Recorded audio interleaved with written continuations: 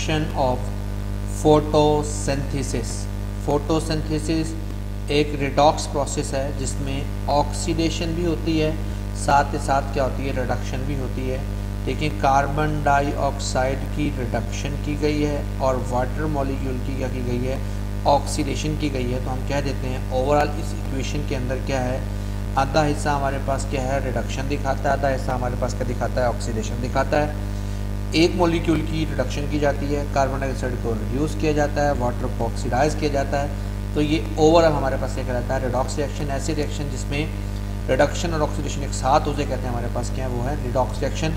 तो ओवरऑल हमारे पास जो हमारे पास फोटोसिंथेसिस के रिएक्शन है वो दो तरह के हैं। एक होता है लाइट रिएक्शन, दूसरा होता है डार्क रिएक्शन। लाइट रिएक्शन यानी light dependent reaction, dark reaction light independent reaction. तो स्टूडेंट याद रखिएगा, इस सारे मैकेनिज्म को चलाने के लिए सबसे पहले हमें सनलाइट एनर्जी को क्लोरोफिल की मदद से क्या करना पड़ता है, एब्जॉर्ब करना पड़ता है, जिसे हम कहते हैं जी लाइट एनर्जी अब्जॉर्ब की जाती है क्लोरोफिल की मदद से, जो कि एक तरह का क्या है, फोटोसिंथेटिक पिगमेंट है। और क्या करता है, वो इस एनर्जी को कन्वर्ट कर देता है केमिकल एनर्जी के अंदर और NADPH ATP के मॉलिक्यूल को बनाता है, रिड्यूसिंग और इस एसिमिलेटिंग के प्रोसेस के ज़रिए। याद रखिएगा स्टूडेंट्स, इस रिएक्शन में ओवरऑल जो मैकेनिज्म है वो यही है कि NADPH को अगेन यूज़ करेंगे और इस ATP के मॉलिक्यूल को दोबारा से यूटिलाइज़ करेंगे, जिससे क्या होगा, स्ट्रोमा के अंदर कार्बन डाइऑक्साइड को रिड्यूस कर देंगे, जिससे क्या होगा, हमारे पास कार्बोहाइड्रेट का मॉलिक्यूल यानी ग्लूकोज हमें हासिल होगा। चूँकि ये फेज़ हमारे पास लाइट को डायरेक्टली इस्तेमाल नहीं करता, तो हम इसे कह देते हैं हमारे पास एक तरह का क्या है, ये डार्क रिएक्शन है। तो ओवरऑल हम लोग कह देते हैं कि हमारे पास सबसे पहले हम इस मैकेनिज्म को समझने की ज़रूरत है कि ये एज अ होल हमारे पास क्लोरोप्लास्ट में ये हमारे पास स्ट्रोमा, ये हमारे पास थाइलिक्वाइड सनलाइट को ट्रैप करता है, पानी की क्या होती है, फोटोलाइसिस होती है और क्या बनता है, हमारे पास ऑक्सीजन के मॉलिक्यूल्स बनते हैं, साथ ही साथ हाई एनर्जी मॉलिक्यूल्स भी बनते हैं। उसके साथ हमारे पास क्या होता है जी, कार्बन डाइऑक्साइड की क्या होती है, हमारे पास रिडक्शन होती है और इसमें क्या होता है, ATP और NADPH के मॉलिक्यूल यूटिलाइज किया जाता है और हमारे पास क्या होता है, सुक्रोज हमारे पास ये हम कहते हैं ग्लूकोज के मॉलिक्यूल को बनाया जाता है। ये पूरे का पूरा रिएक्शन कहलाता है हमारे पास डार्क रिएक्शन या केल्विन साइकिल। दोबारा से लो एनर्जी मॉलिक्यूल को यूटिलाइज करके इस प्रोसेस को बार बार किया जाता है। तो स्टूडेंट्स याद रखिएगा, सबसे पहले हमारे पास के लिए लाइट डिपेंडेंट रिएक्शन, इसे लाइट रिएक्शन कहते हैं। इसके लिए सबसे पहले एनर्जी को ट्रैप कैसे किया जाता है, जो फोटो सिस्टम इस्तेमाल किए जाते हैं वो हमारे पास दो तरह के, फोटो सिस्टम 2 या फोटो सिस्टम 1। दोनों की क्या है, लाइट की जो अब्जॉर्ब करने की एबिलिटी है वो डिफरेंट है, वो डिफरेंट वेवलेंथ की लाइट को अब्जॉर्ब करते हैं। As has been describe previously, जो पहले बयान की ये सारी बातें, sunlight energy is absorbed by the photosynthetic pigment derived of the process of photosynthesis. Photosynthesis के प्रोसेस को चलाने की खातिर सनलाइट एनर्जी को, जो सनलाइट होती है उसको अब्जॉर्ब करते हैं। फोटोसिंथेटिक पिगमेंट का जो क्लस्टर होता है आप उसे कहते हैं हमारे पास क्या, फोटो सिस्टम है। स्टूडेंट की डेफिनेशन में आ जाता है व्हाट इज फोटो सिस्टम, तो आप कहेंगे कि cluster of photosynthetic pigment is called photo system for efficient absorption and utilization of solar energy thylakoid membrane. जैसा आपको स्ट्रक्चर में दिखाया गया है, हमारे पास क्या है, इसके बेसिकली दो पार्ट हैं, याद रखिएगा। इसमें एक होता है हमारे पास रिएक्शन सेंटर और दूसरा होता है इसमें जो बेसिकली एनर्जी को एक्सेप्ट करने के लिए होता है हमारे पास antenna complex. Each photo system consist of एक लाइट गैदरिंग एंटीना कॉम्प्लेक्स, एक चीज़, और स्टूडेंट दूसरी इंपॉर्टेंट चीज़ होती है रिएक्शन सेंटर। उस लाइट एनर्जी को कहीं पे जाके आपने यूटिलाइज करना है, तो ये दो इंपॉर्टेंट चीज़ें होती हैं एक फोटो सिस्टम के अंदर जहाँ पर लाइट एब्जॉर्ब होती है।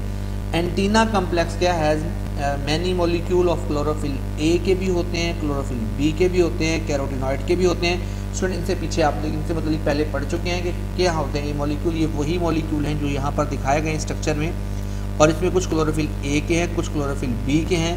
और नॉर्मली याद रखिएगा इनका काम सिर्फ और सिर्फ क्या, लाइट को ट्रैप करना है। जो लाइट के फोटॉन्स सनलाइट से आते हैं, डिफरेंट लाइट के फोटॉन्स को डिफरेंट हमारे पास फोटोसिंथेसिस जंप करते हुए कहाँ लेके जाना है, डायरेक्टली एक बेसिक पॉइंट पर जिसे हम कहते हैं हमारे पास क्या, रिएक्शन सेंटर कह देते हैं, वहाँ पर ये लेकर जाते हैं जहाँ से भी लाइट पड़ती है। ये सारे के सारे कहलाते हैं हमारे पास क्या है, एंटीना कॉम्प्लेक्स, जो chlorophyll A B, chlorophyll B और कैरोटिनॉइड जैसे और फोटोसिंथेटिक पिगमेंट के साथ बने हुए हैं। हमारे पास है जी Reaction center has one or more molecule of chlorophyll A along with the primary electron acceptor and associated electron carrier transport system, जिसे electron transport chain का mechanism भी कहते हैं. Chlorophyll A molecule of reaction center and associated protein are closely linked nearby electron transport system.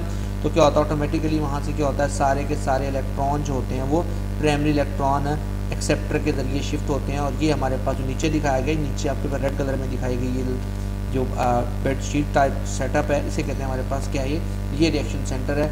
इस जगह पर electron primary electron acceptor होता है जो इन इलेक्ट्रॉन को वसूल करता है और फिर क्या करता है, उसे जंप करता है over the electron transport chain को, उस वहाँ से हमारे पास चलता है. स्टूडेंट्स आगे हम डिटेल में डिस्कस करेंगे इसको. Electron transport system play role in generation of ATP chemiosmosis process के जरिए. याद रखिएगा ये जो इलेक्ट्रॉन का मूवमेंट है ये एक्चुअली पैदा करता है क्या, इलेक्ट्रॉन के फ्लो को. Light energy absorb by the pigment molecule of antenna complex क्या होती है, ट्रांसफ़र की जाती है ultimately to the reaction centre. याद रखिएगा नॉर्मली हमारे पास क्या है, दो तरह के फोटो सिस्टम में स्टूडेंट्स पहले ही बता चुका हूँ, ये इंपॉर्टेंट ऑब्जेक्टिव में भी आता है. कौन कौन से, फोटो सिस्टम 1, फोटो सिस्टम 2, और इसमें हमारे पास ऑर्डरली हम लोगों ने याद रखना है कि जो हमारे पास फोटो सिस्टम 1 पहले डिस्कवर हुआ, फोटो सिस्टम 2 बाद में डिस्कवर हुआ. Photo system 1 has chlorophyll A molecule which absorb maximum कितनी 700 नैनोमीटर जो वेवलेंथ होती है उसको अब्जॉर्ब करता है, इसलिए इसके साथ लिखते हैं P700, यानी फोटो सिस्टम वो जो 700 नैनोमीटर की वेवलेंथ की रोशनी को अब्जॉर्ब कर सकता है. तो फोटो सिस्टम 2 जो होता है वो हमारे पास होता है 680, यानी इसका मतलब है कि ये 680 नैनोमीटर की क्या वेवलेंथ की रोशनी को अब्जॉर्ब कर सकता है.